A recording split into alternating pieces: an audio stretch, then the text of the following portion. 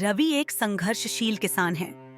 साल दर साल उसकी फसलें खराब हो जाती हैं क्योंकि जमीन सूखी है और मौसम कठोर है।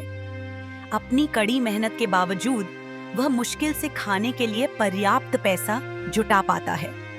एक दिन अपने खेत में खुदाई करते समय उसे एक छोटा चमकता हुआ बीज मिला जो उसने पहले कभी नहीं देखा था। अपने दिल में आशा के साथ वह बेहतर भविष्य का सपना देखते हुए बीज बोता है। जैसे जैसे दिन बीतते हैं, बीज चमत्कारिक रूप से रातों रात एक विशाल पेड़ बन जाता है जिसमें फल और सब्जियां लगती हैं जो न केवल सुंदर होती हैं बल्कि जादुई भी लगती हैं। यह खबर पूरे गांव में तेजी से फैलती है और हर कोई रवि के चमत्कारी पेड़ को देखने आता है। रवि के पड़ोसियों में से एक हरीश, एक अमीर जमींदार, रवि की नई सफलता से ईर्ष्यालु हो जाता है।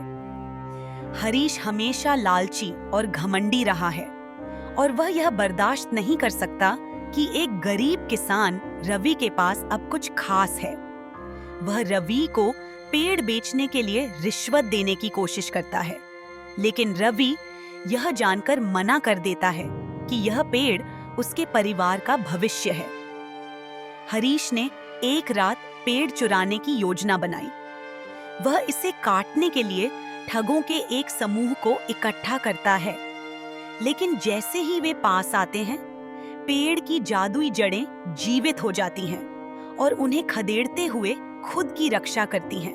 अपने जादुई पेड़ की फसल से रवि पूरे गांव के लिए एक दावत की मेजबानी करने का फैसला करता है। हर कोई इकट्ठा होता है, बुजुर्ग, बुद्धिमान महिला से लेकर शरारती बच्चों तक। सभी जादुई भोजन का स्वाद लेने के लिए उत्सुक होते हैं। रवि को आश्चर्य हुआ। पेड़ का प्रत्येक फल इसे खाने वाले को थोड़े समय के लिए एक विशेष क्षमता प्रदान करता है। कुछ अत्यधिक ताकत हासिल कर लेते हैं, अन्य अविश्वसनीय रूप से तेज दौड़ सकते हैं, जबकि कुछ तो तैरने भी लगते हैं। जैसे ही उन्हें अपनी अस्थायी शक्तियों का पता चलता है, गांव खुशी से झूम उठता है।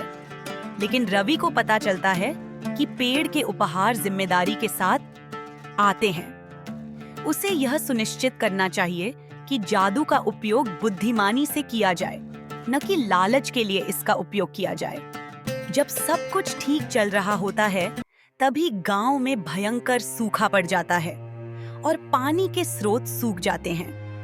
जादुई पेड़ सूखने लगता है और रवि को डर है कि वह एक बार फिर सब कुछ खो देगा।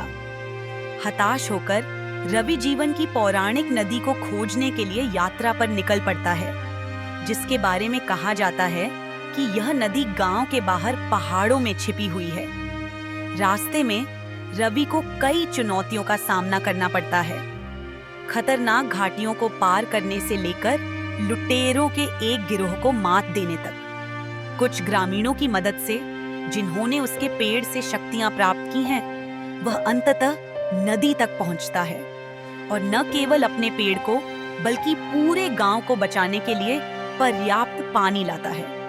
रवि के जादुई पेड़ की खबर राजा के कानों तक पहुंचती है, जो मांग करता है कि रवि शाही दरबार में एक फल लाकर यह साबित करे कि पेड़ की शक्तियां वास्तविक हैं। रवि अनिच्छा से सहमत हो जाता है और फल पेश करने पर राजा के सलाहकार इस बात पर झगड़ने लगते हैं कि पहला टुकड़ा किसे मिलना चाहिए। रवि ने राजा को आश्वस्त किया कि पेड़ का जादू लोगों के साथ साझा किया जाना चाहिए, न कि अमीरों के लिए जमा किया जाना चाहिए। राजा रवि की बुद्धिमत्ता और विनम्रता से प्रभावित होकर उसे गांव की भूमि को सिंचित करने के लिए संसाधन और पेड़ की रक्षा करने का वादा करके पुरस्कृत करता है। जादुई बीज से जुड़ा एक प्राचीन अभिशाप जागना शुरू हो जाता है। एक अंधकारमय आत्मा जो एक समय बीज की रक्षा करती थी, अब प्रकट हो गई है और उसे पुनः प्राप्त करना चाहती है। यह आत्मा गांव में अजीब शगुन और दुर्भाग्य लाती है। फसलें बर्बाद होने लगीं और ग्रामीण भयभीत हो गए।